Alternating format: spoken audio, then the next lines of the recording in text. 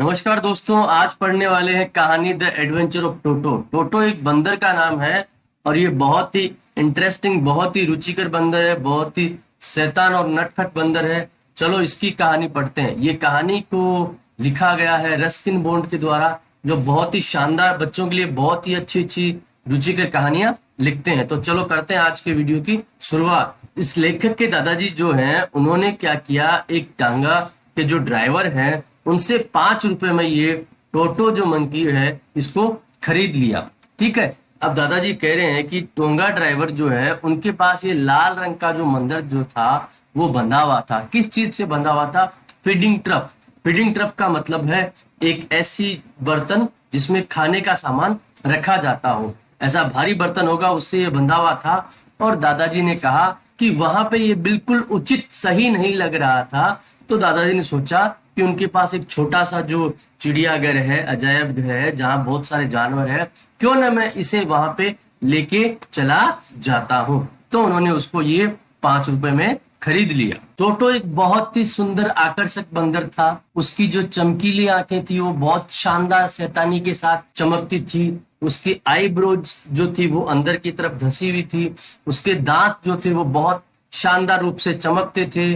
इस तरह से उसकी चमक थी जैसे कई कई बार हम देखते हैं Anglo Indian ladies. Anglo Indian ladies का मतलब होता है ऐसी महिलाएं जिनका पारिवारिक संबंध अंग्रेजों से और भारतीयों दोनों से रहा हो, जिनके माता या पिता अंग्रेज और भारतीय दोनों से संबंधित रहे हो। ऐसी महिलाएं जो बहुत कम हंसती थी और कभी कभी डरा भी देती थी, ये शैतानी और मुस्कुराहट टोटो के मुंह पे बनी रहती थी। लेकिन उसके हाथों की अगर बात की तो हाथ उसके ऐसे थे जैसे धूप के अंदर बहुत ज्यादा उसे सुखा दिया गया हो। और उसकी जो अंगुलियों की बात करें तो उसकी अंगुलियां इतनी तेज और तरार और चालाक थी कि वो उनसे कुछ भी कर सकता था। और अगर पूंछ की बात करें तो उसकी पूंछ जो थी वो उसकी सुंदरता को बढ़ा देती थी।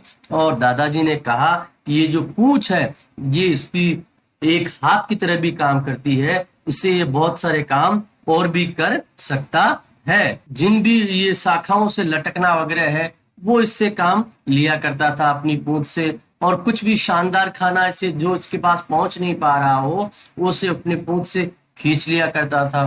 ग्रैंड मदर जो है, दादी माँ जो है, वो हमेशा ही किसी भी जानवर को जब भी लाते थे घर में तो बहुत हल्ला गुल्ला करती थी। उन्हें जानवर या किसी प्रकार का नया पक्षी बिल्कुल पसंद नहीं था, क्योंकि घर में पहले से बहुत सारे जानवर और ये सब थे, इसलिए हमेशा वो करती थी। इसलिए दादाजी और हम सब लोगों ने सोचा कि हम लोग क्या करेंगे, दादी माँ को इस बारे में कुछ नहीं बताएंगे कि हमने टोटो नाम का एक बंदर है वो अपने घर में लेके आए हैं। और जब दादी माँ का मूड अच्छा होगा तब हम उन्हें ये बात बता देंगे।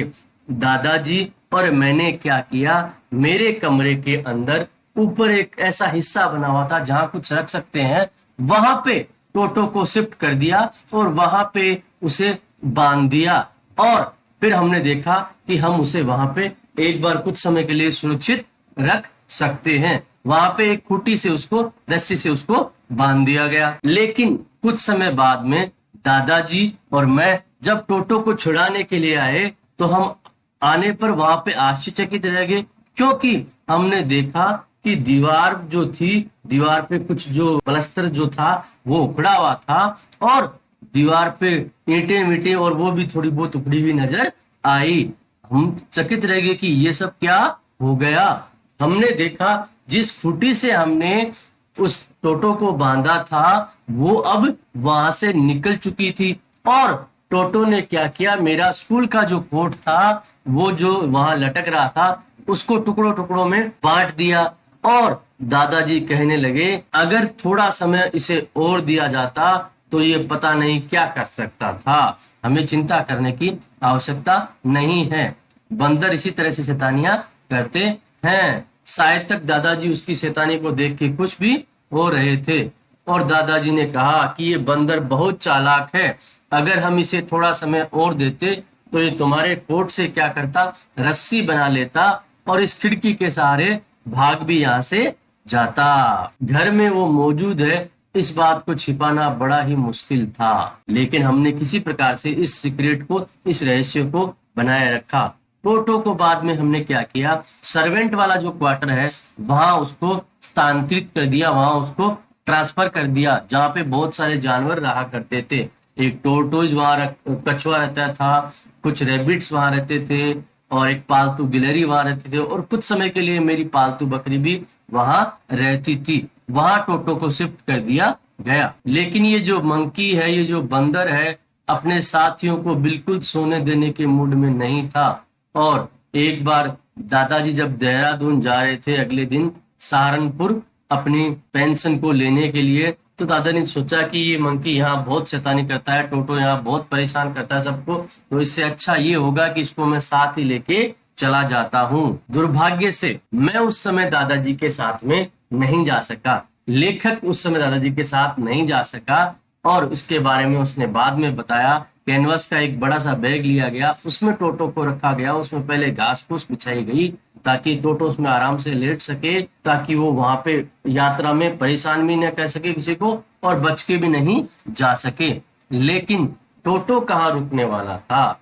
टोटो ने क्या किया, बार बार अपने हाथ वगैरह निकालने का उसमें से प्रयास किया, लेकिन वह निकल नहीं पाया। और टोटो जब बार बार इस तरह से प्रयास कर रहा था तो बैग में उछल कूद हो रही थी, तो वहां पे जितने भी लोग थे प्लेटफॉर्म पे, वो बड़े ही आश्चर्यचकित हुए कि ये बैग अपने आप कैसे उछल रहा है। सारे लोग इस चीज को देख के बड़े ही आश्चर्यचकित हो रहे थे कि देहरादून रेलवे प्लेटफॉर्म पे ये क्या खेल चल रहा था। टोटो सहारनपुर जाने तक बैग में ही रहा, लेकिन दादाजी जब टिकट चेकिंग वाले स्थान पे टिकट चेक करवा रहे थे, तब अचानक टोटो ने क्या किया, बैग में से अपना मुंह निकाला और टिकट कलेक्टर जो है उसकी तरफ बहुत ही शानदार मुस्कुराहट देना लगा। वो बेचारा व्यक्ति बड़ा ही चकित रह गया, लेकिन वह बहुत तेज और तरार था। दादाजी बड़ा ही क्रोधित हुए कि ये टोटो यहाँ पे बीच में क्यों मुंह निकाल रहा है। उस व्यक्ति ने कहा